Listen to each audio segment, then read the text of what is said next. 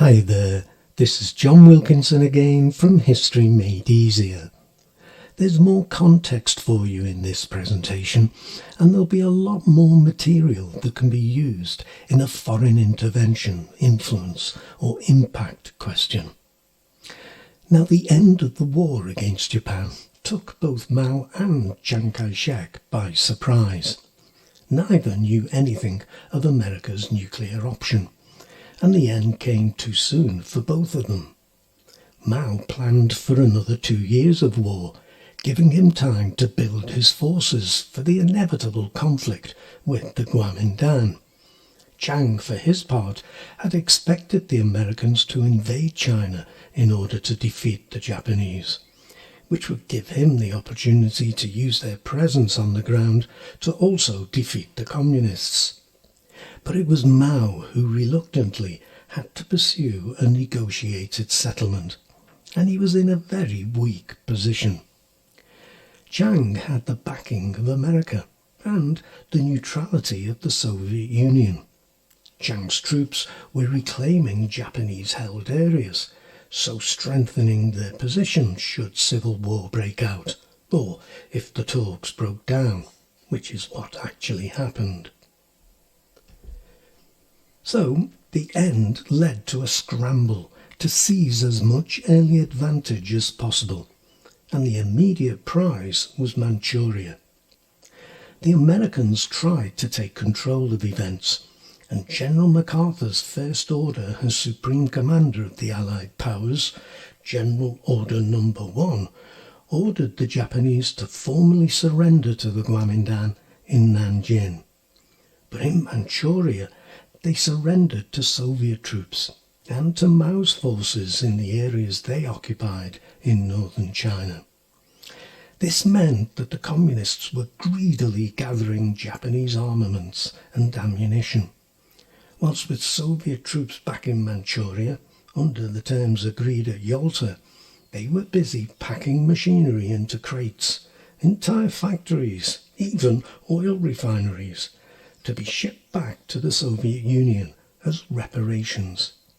They were in a hurry, for Stalin had promised to withdraw Soviet troops within 3 months of Japan's surrender, a time frame that was actually extended at the Kuomintang's request, in the hope that it would give them more time to take control of the region. But for Manchuria, it meant their industrial base was being taken from them. Something to think about when Mao actually took power. In the talks, both sides promised to avoid a civil war. Chiang agreed to an all-party conference to discuss a new constitution, but Mao refused to place his Red Army and the CCP-controlled areas under Kuomintang control.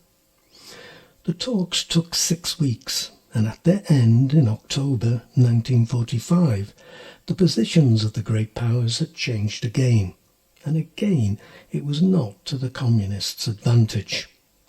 60,000 American troops had begun landing in North China, ostensibly to assist with the surrender of the Japanese, but in reality to occupy Beijing, Tianjin and other major cities, so as to secure them for the Kuomintang against any potential move by the Soviet Union.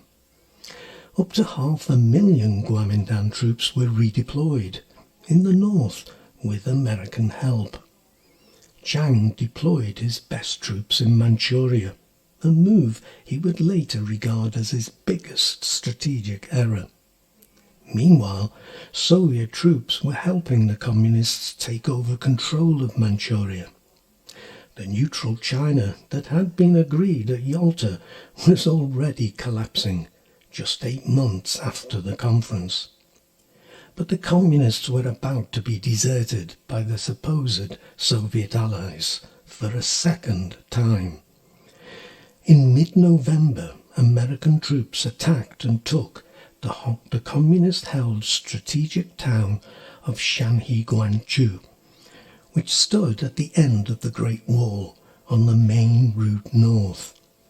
Stalin, concerned that tension between themselves and the Americans had increased to dangerous levels, moved to ease the tension. Again, the CCP's interests were sacrificed for those of the Soviet Union. The Soviet Union ordered the CCP to withdraw from all major cities and also communication routes. If they failed to do so, Soviet tanks would remove them forcibly. Mao and the CCP had been left high and dry. It was American domestic politics that was to save the situation for the communists. Congress was concerned that American troops might get sucked into a civil war in China and called for American troops to be withdrawn. General Marshall, of Marshall Aid fame, was sent to try to negotiate a lasting deal between the CCP and the Kuomintang that included forming a coalition government and at the same time to get the Soviet Union out of Manchuria. Both sides had something to gain from cooperating. For the Kuomintang, it promised the continuation of American support. For the communists, it bought time. They weren't ready for a continuation of the civil war. As a first step, a ceasefire was agreed in January 1946. Mao agreed to the nationalists' main point, to take over Soviet-held areas in Manchuria and to oversee the surrender of Japanese troops in the south. Chiang, for his part, agreed to summon the constitutional conference agreed in the earlier talks. And though it was not Chiang's intent, he saw it as a mere sop. For a short while it appeared that the conference would bring about a peaceful solution to China's long-term future. For the conference, held towards the end of the year, was taken over by a coalition of communists, Kuomintang moderates and third-party figures, who agreed to an elected National Assembly and the CCP's participation in a government in which the Kuomintang would not be allowed to hold more than half the ministerial posts. Astonishingly, Marshall also got agreement on a national army that would incorporate both communist and nationalist troops. It seemed a political solution was in sight and war was to be avoided, but it was to be quickly unravelled. Chiang had no intention of allowing the agreements made in the Constitutional Conference to be put in place, and America were not going to force him to do so. As the Soviet forces withdrew from Manchuria, Kuomintang troops, with America's support, moved in. Not only did America airlift Chiang's troops into northern cities, but they also made a lend-lease agreement with the nationalists for arms and equipment worth $1.7 billion. Mao ordered a counter-offensive, but also urged communist troops elsewhere in China to avoid conflict. However, by June 1946, civil war had resumed, with fighting not only in Manchuria but across the north and in central China too. Chiang had played the great powers to his own advantage, whereas Mao had been shown to be naive in his dealings with them, particularly with the Americans.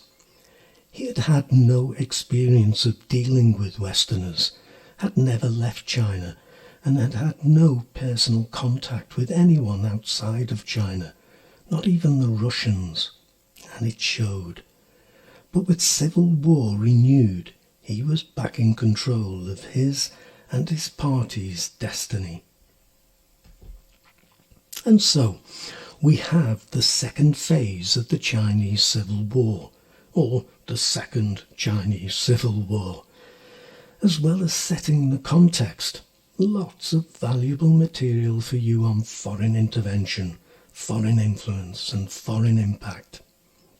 I think you should be able to deal confidently with a question that has that as its focus.